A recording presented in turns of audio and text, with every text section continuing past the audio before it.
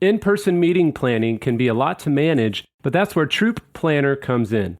From organizing an executive offsite, department meeting, or team retreat, Troop Planner is built to make life easier for busy assistants like you. Troop keeps it simple, fast, and organized. From choosing the perfect location to managing budgets, coordinating travel, and tracking attendee details, Troop brings everything together in one easy-to-use platform so you can save time and focus on what matters most. Visit leaderassistant.com/Troop to learn more. Hi, I'm Aliina Rowe, and today's leadership quote comes from Simon Sinek, and it is, "Dream big, start small, but most of all, start."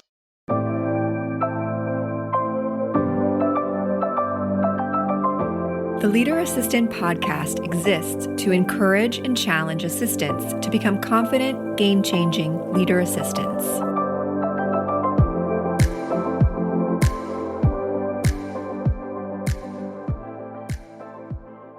Hey friends, welcome to the Leader Assistant Podcast. It's your host, Jeremy Burrows, and this is episode 330. You can check out the show notes at leaderassistant.com/330, leaderassistant.com/330. And I usually don't say this in the episodes because I record conversations sometimes months in advance, sometimes a couple weeks in advance of publishing. But today's a very special day, this recording day. So this episode is going to go live in June, but today is actually March 28th, 2025, which is a very special day because it is the birthday of the podcast. And so my podcast, very first episode was published on March 28th, 2019. I think I did 2019. Right. Okay, 6 years. Congrats. So yeah, this is the 6th birthday. So I'm excited. Aliina Rowe, welcome to the show. You've got this very special recording day. Again, we're publishing this later on in the year, but I figured it's a fun day to celebrate the birthday of the podcast and have an interview on the birthday of the podcast. So Aliina Rowe, welcome to the show. Thank you. Thanks so much for having me on the special day. I didn't know that. That's amazing. No pressure, Jeremy. Jeez. I know, right? Yeah, it's just my podcast birthday party. So and you're invited, and you didn't even know. I missed. I would have had balloons here. Awesome. Well, tell us what part of the world you are in, and what's your favorite thing to do when you're not working. So I am in Frankfurt, Germany, and yeah. I'm originally from the U.S., from Minnesota, but I have been in Frankfurt, Germany for now 20 years. And what do I like to do when I'm not working? I like to hang out with my teenage boys when they will let me. And my family and my friends like to go hiking, hang out with my dog, Johnny, like to write. And I like to travel. Here in our location, we can be, in another country in a day. So that's pretty cool. And yeah, that's how I spend my free time. Awesome. What got you from Minnesota to Frankfurt? Yeah, well, that's a long sort of squiggly path, but basically, like a lot of people who end up in Germany who aren't German, I followed my now husband, who wasn't my husband at the time. He's from England, actually, so just to make it even more fun, he had a job offer here in Frankfurt, and so when it came time to choose where we needed to be and Frankfurt, we were like, yeah, why not? Neither of us spoke German.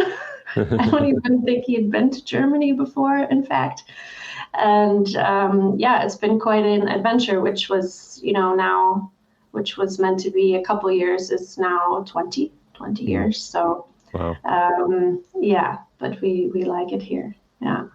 So that's great. I actually had the privilege of going to Frankfurt in, I think it was 2016 or 17. I'd have to look back. Brought my wife, and I did a a training at the European Central Bank for assistants. Oh, And wow, cool. I remember we had a really long flight. I think we had a 14-hour flight, but we were delayed on the tarmac for 2 hours before we took off, which is definitely not what you want to do on a international long flight like Mm, that. But I yeah. remember we landed, and the first thing we were we were jet lagged and tired, but we were also really hungry. And so the first thing we did was just looked up on Yelp, like, let's find a good German pub or something. And we Yeah. found this really high rated one, and we went, and it was like a hole in the wall pub that was packed, but there was two seats on the end of the bar. And so Hmm. we're like, all right, this is it. It's meant to be. So we sit at the bar. And I don't know if it's because we were jet lagged and starving, or if it really was the best food and the best beer we've ever had. But it's one of those meals where we're like, man, that was some of the best schnitzel and the best like German light beer that we've ever had. And I don't know Yeah. if I'm ever going to be able to experience that again. Yeah. Um, so anyway, that was our Frankfurt experience. So it was, That's fun. it's fun. Yeah, Frankfurt is, yeah, they're definitely known for their schnitzel and also their apple wine. I don't know if you Yes, got we to did try try that. some. Yep. You don't have to love it, but you have to try it. Yeah, Right. for sure. That's Yeah. great. So, yeah. Awesome. Well, tell us a little bit about your career. Just give us kind of a highlight of your career journey and where you're at today. Okay. So, will date myself a little bit, but my career journey is, 20, 25 years that I've been in the workforce. So, I started off at a financial institution at a bank in the US as a retirement plan associate. And then I moved on. My first assistant job actually was I moved to California with that same institution and was a sales assistant for a couple of people for 2 years there. So that was a great experience. Down to reconciling the books at the end of the day to also going out to get lunch, which I didn't mind being on San Francisco Bay at lunchtime. There are worse places to be. Yeah. So that was my first couple of years experience as an assistant actually. And at that point, after a couple of years, I would say I wasn't really challenged anymore in that particular space. So I took some time off and went to go teach English in Costa Rica for a couple months, which is where I met my now husband. And after that, I had to change again careers, or let's say my path kept going in a new direction, and we landed in Frankfurt. And I taught English here for a couple of years, which, now that I have the privilege of perspective, I think those were really 2 good years for me to get to know the German culture and the German people. And, when you're going into people's offices and people's classrooms, really was a really good time for me as well. I was just thrown in. They literally put you into they showed me a closet. I was like a freelancer, so they just Hmm. gave me lessons, and then they're like, and here's your books. And it was like a closet, and it was like top to bottom, and that was it. I just, had to make of it what I could. So that was an interesting, but very worthwhile 2 years of my career. And then when we decided that we were going to, in fact, stay here longer, I wanted to go back into the financial industry. That's where I had my previous experience. And Frankfurt, as you probably know, also having been at the ECB, is a financial hub here. Hmm. So, yeah. So I started work at the company where I still am at 18 years later. I worked in operations there for some years, 7 years, and then I was looking for a change, and basically, I think like a lot of assistants, I know who you've also interviewed, just sort of stumble upon the role sometimes. And I think because I had had the experience also at the previous company, the executive assistant role, stuck out and called to me. So Hmm. I applied, and I've been working in that role in the same place for the last 10 years as an EA. Wow, that's great. Yeah. And what's your, you said you kind of had a little bit of experience there, but then um, it appealed to you once you got into it. Mm, When did you see it as, okay, I'm not just trying this out again. This is like yeah. something I want to do for a while. Yeah. That's a good question. I think there were a couple of reasons how and when I saw that. One, I have the perspective and the context of having done those other jobs and those other roles before. And so um, I knew I knew that what I was doing on a day-to-day basis, was integral to the success of the team actually, and to the person that I was supporting. I didn't sort of doubt myself in that regard at that Hmm. point in my career. I was, yeah, really kind of all in there. And then when I started to do research, in the context of looking for new trainings and things like that, and I started to look into organizational change because it was clear to me that that is actually what we were doing and what was happening around us all the time. And then it turns out that there are courses and all sorts of things that's, about managing change. And I looked at it not from, as you know, we have a different perspective and a different view in organizations. So when I started to look through it through the eyes of an assistant, I really I was not before on LinkedIn, or I hadn't really been in, outside of my own box, shall we say. And once I started to open that door, then I was like, wow, there's a whole global community and all these leaders and so many administrative assistants globally, or whatever title we want to call ourselves. Yeah, we know there's like a million titles. And that really was a confidence booster, and also, let's say, what's the word? Just confirmation. Hmm. Yeah. um, that there is a whole community of assistants. Community doesn't even necessarily do the word justice, because that maybe makes it seem small. It's huge. So, and I really was inspired by the people that I met and the things that I was reading. And actually, that's when I discovered your book. Your book came out at exactly the right time for me, because Nice. I picked it up when I was looking into, how do assistants engage in change, also from like a research perspective, for my course. And that really, like a lot of things, once you know it, you can't unknow it. Then, you Right. know, it was inspiring. And also the people and everyone I met has just been nothing less than inspiring. That's great. That's great. So, what has been your least favorite part about being an assistant? My least favorite part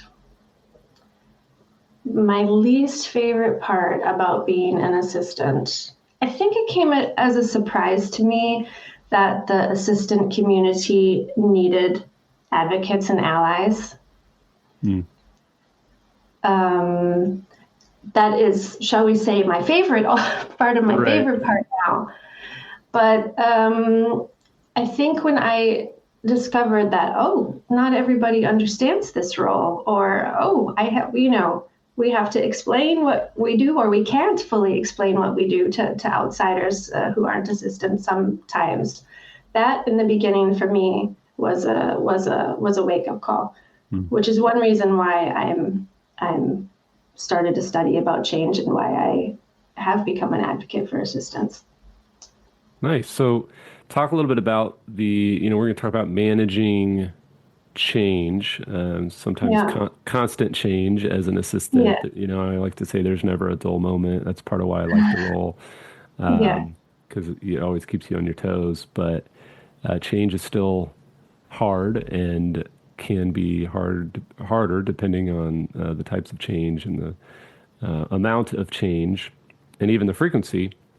But what got you into that change management, and how have you applied that? And maybe even just talk a little bit about, because you're a certified change management practitioner. So tell us a little bit about what that means, and kind of what got you into that. And then let's dive into how we can apply that to our roles as assistants. Okay.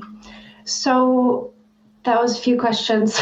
Yeah, sorry, I do that sometimes. I ask like 7 questions in one sentence. It's okay. Let's start with why you got into the change management, why you got certified, and what kind of got you into that.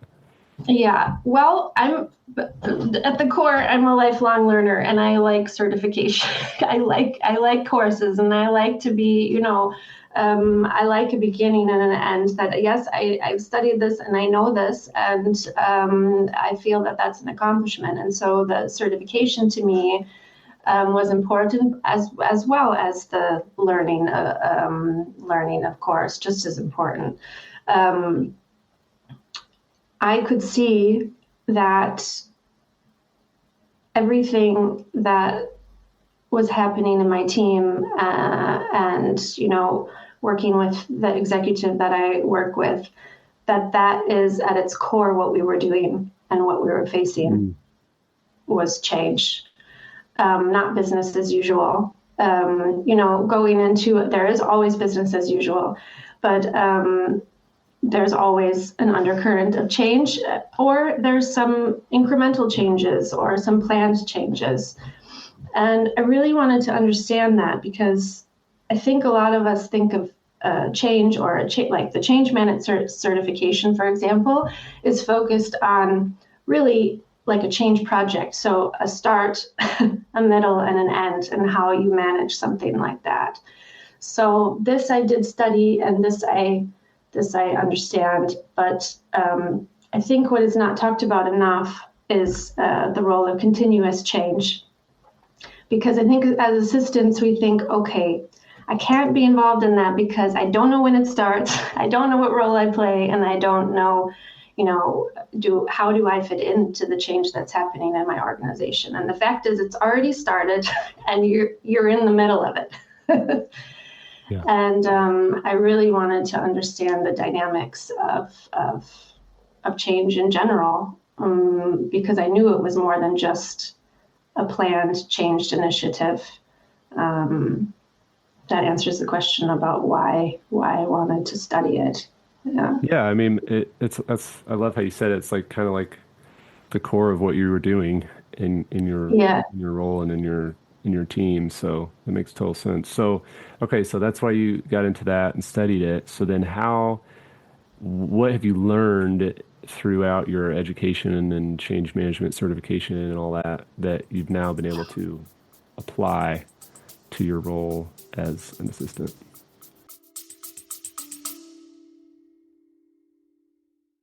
The ping-pong back and forth game of manually scheduling meetings is unnecessary and inefficient in today's automated world. It's time to embrace calendar automation for increased productivity and capacity. You Can Book Me by Capacity is my favorite automated booking solution. It's a game changer for me and my executive. You can manage scheduling for your entire executive team, send automated reminders, add buffer time between appointments, and much more. You Can Book Me integrates with your existing Microsoft and Google calendars, so you can add automation without disrupting your current workflow. Go to leaderassistant.com/calendar to learn more and sign up for a free trial of this powerful scheduling automation tool.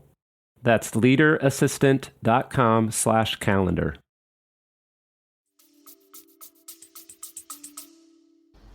Yeah, so I approach change now in a more proactive way, first of all. And I see change in a different way. And I see, as assistants working alongside the leaders of organizations, we're a part of maybe implementing changes or requesting the report or, saying what needs to be done, and change is happening at a lot of different levels. It's also, we're not just, trying to manage changes, we're also experiencing it ourselves. And so I think I was reminded of that. And just like anything else, put on your own mask before you help others. I mean, that's been an eye-opener for me about understanding that we're not only, implementing changes, but we're also going through it.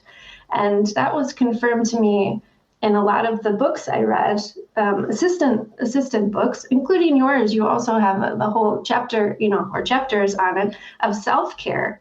And, I didn't necessarily, when I was first starting, I was like, I want to study about change. I don't want to study, self-care. What does this have to do? And actually it's really at the core of managing change. And I saw that over and over again in our classes and our courses about mindset, about the fact that mindset of leaders is the decisive factor in whether a change initiative is successful or how people around you are experiencing change. So it's not just a fluffy term, self-care or mindset. There are real practical implications of having a mindset for change. So this is actually part of the framework that I created. I created a framework based on small steps towards change, because that rang true to me, and I think it rings true to a lot of people, that it's the small things that matter. Small stuff is the big stuff. And I know there's, of course, the saying, don't sweat the small stuff. I would argue that actually we need to, as assistants, we do sweat the small stuff. Mm-hmm. We sweat the details, and actually that can make a big difference. Yeah. So I do approach change in a totally with a new set of eyes, personally. Nice. So then, like, if I coach assistants and talk with assistants all over the world, and one of the common changes that they face is, whether it's a job change, like, hey, I'm going to a new company and I'm working with a new executive, or specifically I wanted to ask about, their executive changes. And maybe they're in the same organization, but they got assigned a different executive, or they got assigned additional executives. That fun assignment where it's like, oh, you're going to keep supporting so-and-so, but you're also going to support these two other people. Yeah. So what's something that you can just practically share with those listening that are going through a change like that, where it's like, I've got to work with a new executive, or my executive got swapped out, or I got new executives added to my job description. Yeah. What's something that you kind of encourage those listening that are going through that type of change? Well, first of all, to acknowledge that that's a hard thing, and that's okay that that's a hard thing. I mean, change is hard, and even moving a desk from one desk to another, never mind having to support 2 or 3 more executives, or even changing the person that you're supporting. Even moving the desk can have a huge impact on people's workday. So if you're feeling like that's a big change, it is, first of all. So back to the topic of self-care and a mindset for change. That means to recognize, first of all, that you're in a new phase and you're in the middle of continuous change, just by that example. I would start small, which means what can you do right now that's doable, which will connect you to others. So reach out, first of all, to who you can connect with, and start your network. I would also say to think about, of course, mindset. Allow yourself the space and the time, and also to get to know the executive or the new person that you're that you're supporting, Mm-hmm. you need to know how they can also, how you can create space and time for them in their calendar as well, and how they work and how they operate. That's going to be a huge aspect of the new role. It's interesting, that question, because again, we talked about before, there's change happening there with a change in leadership or a change in executive on all levels, right? It's happening to you personally as an individual, but then it's also happening to the team of that person and your team that you're moving into, or, so that's what it, first acknowledge for yourself what's going on. And then you also need to look at how that's going to affect your team and your executive, and what the further implications of that are. The team that you may be moving into, they're also going through something then. Oh my gosh, who's this new person? How are we going to work together? What's going to happen to us? And, all of these things that happen with a change in leadership. You know what I mean? And they're also, as far as the team goes, a new assistant can definitely fill some gaps of information. Right. For sure. That's a huge part of our role in managing change, is information. We're really at the core center of information. When I was studying and I was writing my paper, my professor, who was sort of the one who was, where I had to check in, every few weeks, he kept on bringing up the topic of information and how assistants, have you looked further into the information aspect and the managing the information flow. And, I did take a lot of time to look into the management of information flow further, and including, the global skills matrix, which also came out at the same time, like 2020 came out. Managing information flow is the first level, Mm-hmm. and it only gets more and more and more. And so in that situation, like a change in leadership or a change in team, you need to also focus on the kind of information that's going around. First of all, how to get it. So which resources do you have? Where are people communicating? Which tools, which technologies are people using? What kind of routines you and the new executive and the team are going to have? How often are you going to meet? Where's it? In what format is it going to be? What kind of celebrations or events are you going to have? This is really an important aspect to look at. How you're acquiring that information, and then to look at what's going on in the team as far as information goes. So a lot of people think of information as just data or facts, or where, what, who, why, when. But information is also comes in emotions. So how people are feeling, that's also a type of information. And as an assistant, we know that we are like corporate thermometers. We have this, like, I was in a training once where someone was like, what, and we're all assistants, and they were like, how many of you have this sort of feeling that you can sense what's going on in the room? And of course, everyone raised their hands, because we're really attuned to what's happening around us. So don't ignore that. That's important information about what's going on there. And then also to listen to the stories that people are telling. So, somebody's talking about, say, a new team member or a new executive, or, what's going on with the team. Listen to those stories. Those are really important. And one fact I learned when I was researching this was that a story gets told on average 30 times. So don't think that the story you're hearing is not being repeated, and that's important to know for a change initiative, because that makes the environment of how successful or not successful something might be implemented or something might be might go through, is to really listen to what people are saying. I think I also learned through this process.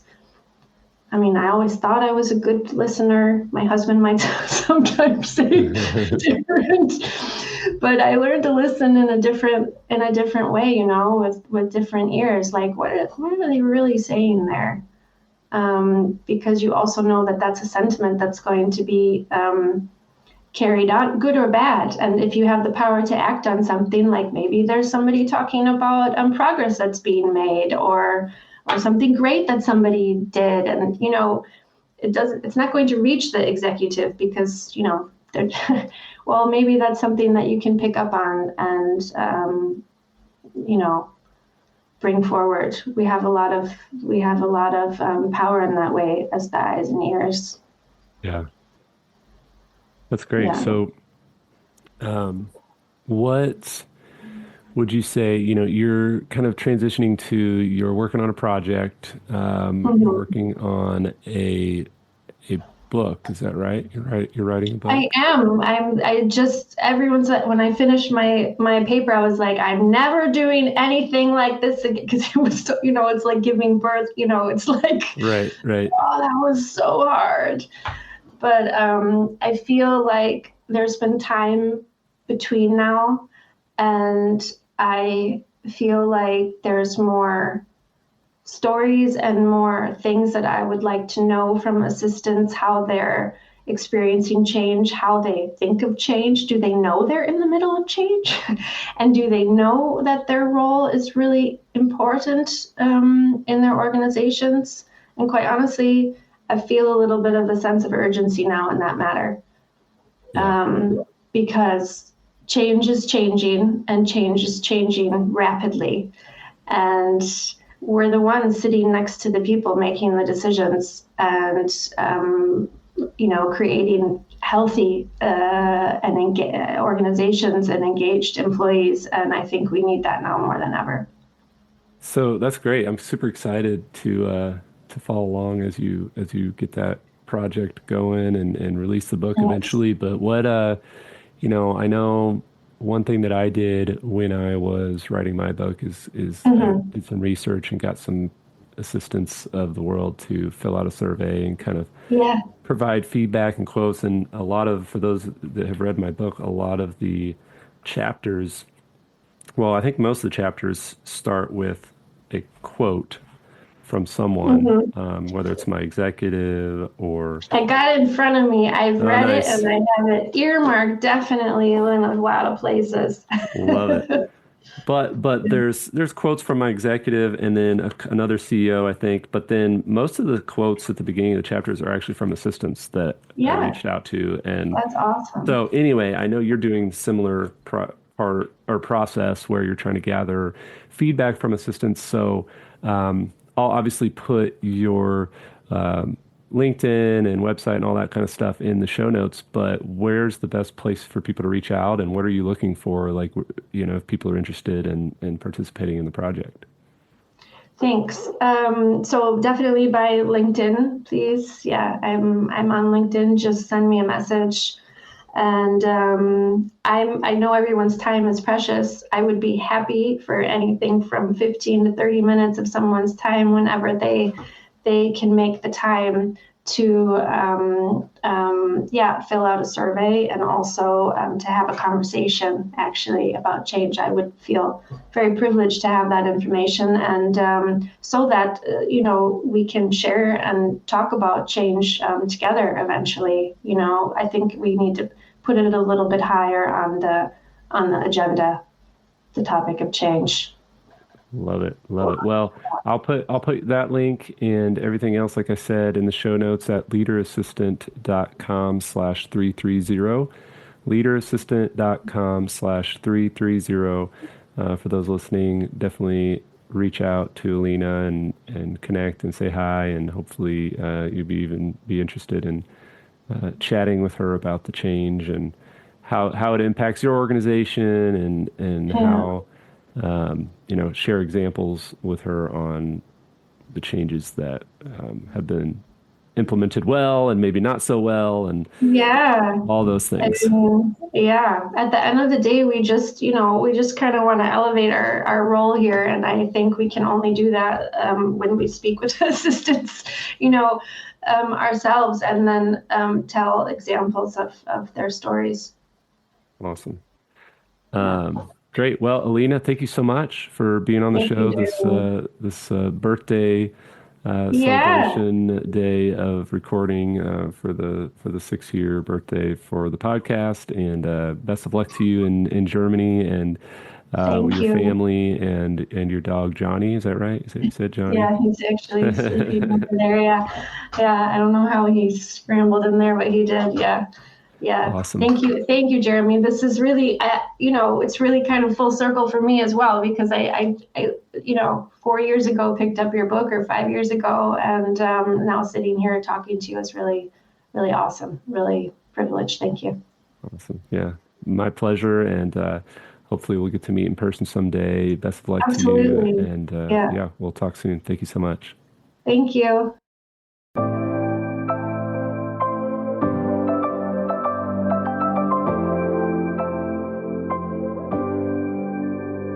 Please review on Apple Podcasts.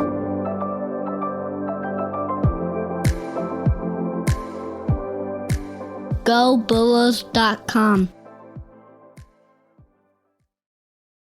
Hey friends, my best-selling book, The Leader Assistant, has a companion study and discussion guide to go along with it. It's called the Leader Assistant Workbook.